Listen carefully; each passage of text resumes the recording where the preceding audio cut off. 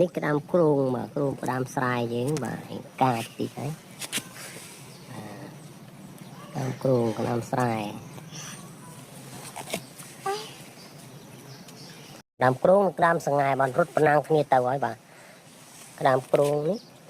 អានេះហើយក្តាមគ្រូងក្តាមស្រែយើងអានេះពណ៌យ៉ាងក្រហមចេះនេះកលេកឡាជើងវាអុចអុចអាហ្នឹងគេហៅក្តាមសង្ហែនៅខាងខ្ញុំបងប្អូននៅខាងបងប្អូនហៅអីទេបាទក្តាមគ្រូងក្តាមទឹកងែអើយគាត់ទៅហើយខ្លួនណាចូលព្រៃវិញហើយក្តាមគ្រូងកាចក្តាមសង្ហែនេះស្លូតតែស្លូតអត់ទាន់ដឹងមកទេអត់ទាន់បានចាស់